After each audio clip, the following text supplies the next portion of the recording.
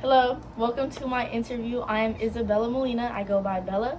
I will be interviewing the seasoned artist Pluto I'm Sad. Hello. Pluto I'm Sad, can you give me a little biography about yourself and who you are? As you said, I go by the name Pluto. I'm sad. So let's give out the gov. You can give out the gov as well. It's what you want the people to know. Shoot. My name's Isaiah. I was born in Orem, Utah. I moved out to California in like 2015 during like my third grade year. I started making music in like early 2020. It wasn't nothing serious until like my first song. I put like one song out during quarantine. It was called Candy on Spotify. And I just figured out how to put like music on Spotify, and then I peeped like I was going through TikTok and I seen like they were like small accounts, but they're using like my sound, and I was like, oh shoot. And then when I seen like it popped off on my Spotify, it's thing on like 20 something thousand streams right now. I was like, I want to do this for real, like for real. Then, so ever since 2020, I started really getting into music and making music and dropping music. Okay, period. That's very good to know. Very interesting. So I'm going to start getting into the questions. My first question is, how has hip hop made an impact on the current state of the world? This is a very general question.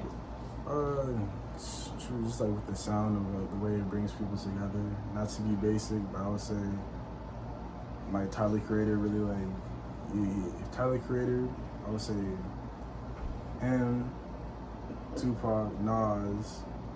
Nas is a good one. Who else? I would say Chris Brown, Usher, all them. They like really like had like a big impact on like hip hop. Yeah. Because those artists like my pops put me onto like on Nas, Tupac, and all them.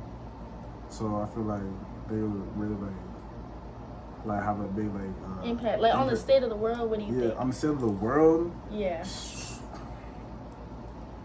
That's hard to say. Like let's think socioeconomic. Like I think it's more like I don't know about I wouldn't say economic, more like social. Okay.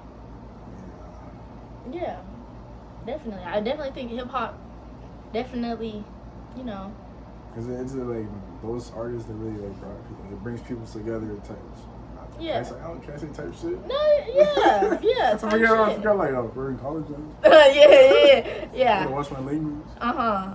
Yeah, like hip hop, like with those artists that I listed, they really like bring like people like together within this music from different like.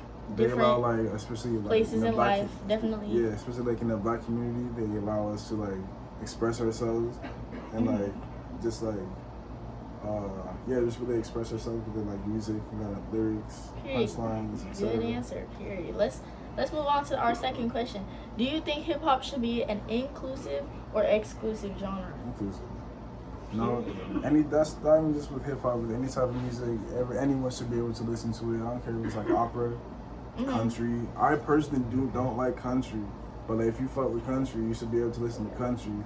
You shouldn't put like one genre of music in a box. Yeah. Or like within hip hop, do you think like more so on like the people that are artists in hip hop, should it be inclusive or exclusive? As in like, let's say, should we put hip hop only for like the black community to produce? No, should be like to an extent. That's just with like the obvious thing. Non-black people saying nigga.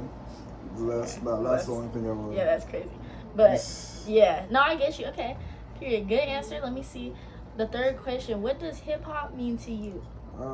It's really important to me because like I said before, like my pops put me onto like when I was growing up, put me onto all the bars like Nas. Like who else do you listen to? I'm trying to remember. Yeah, as long as it. Pac, Usher. T-Pain. I'm trying to remember because he used to blast a lot, like in the whip ski. In the whip ski, yeah. No, but yeah, it's really important to me because my pops like he wasn't like an artist. He wasn't like putting music out, but he would make music. He would rap all the time. I remember he would always like try to get me to like freestyle with him, or like when he would call me on the phone. Yeah. We would go bar for bar on like a freestyle. So oh wow. Oh, that's Yeah, hella cool. that's Yeah, so it's really personal to you. Yeah, Okay. maybe because of my pops. Yeah, that's hella cool. So like, so I feel like me making music, I'm kind of like living his dream. Or, yeah. Okay, period. Let's see. What, in your perspective, makes a great hip hop record? Yeah, that's a hard one. Too, because it's like not now. Despite the artists I listen to, I still fuck with like the artists I listen to. They don't really talking about nothing. Yeah. To be honest, I so mean, it's kinda, it doesn't need to be what they're talking about is of substance. Like it could be like, oh, the beat, oh. Let the production, that aspect.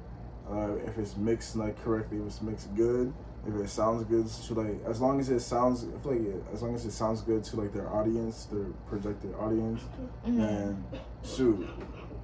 If it sounds good to me, it sounds good to the audience, and like then shoot, it's a good record. If it's a hit, it's a hit. If it gets but what about a great record? A great record. If like a million, like 1,000, 10,000, 500,000 to 1,000,000 people are singing along to your song, I feel that's what makes your record a good record.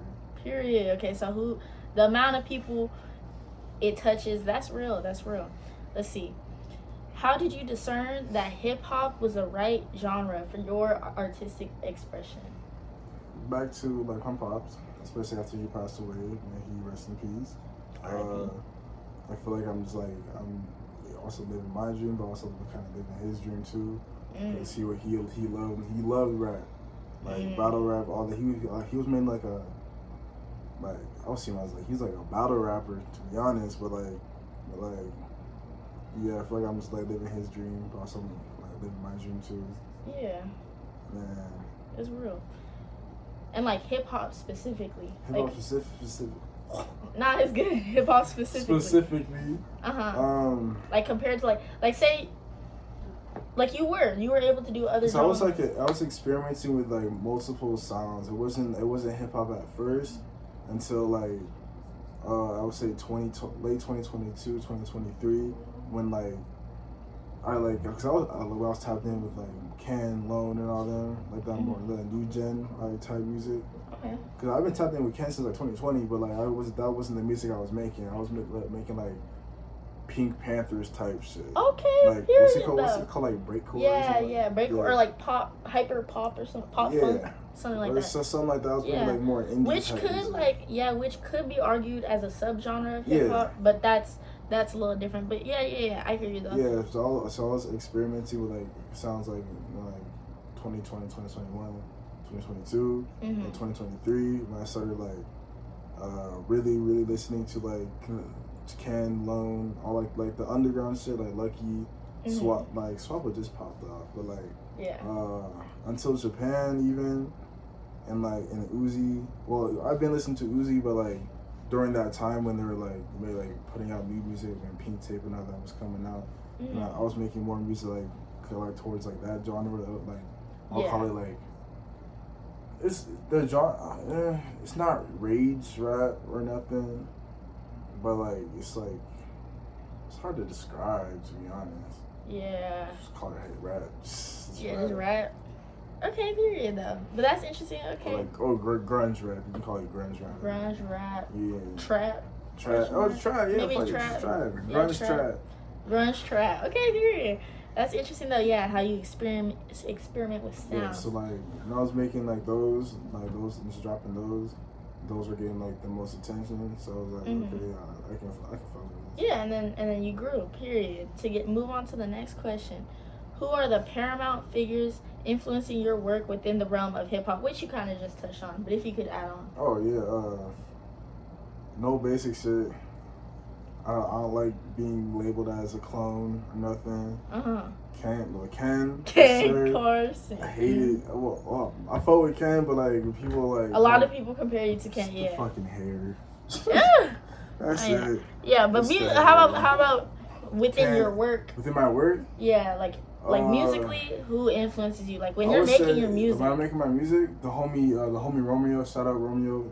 Go listen to Capulet. Or follow Done Said Punk on Done Said Punk on Instagram. Okay. Shout out Capulet, shout out Romeo. But like the type of music I've been making is kind of like I'm like that plug and B type vibe, like or more like a soft type vibe.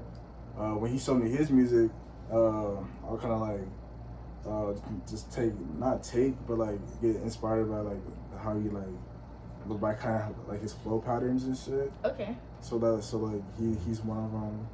Two, I just put out a project. Well, it's not out yet. It comes out on the 26th. I would say Shay, Net, Osama Sun.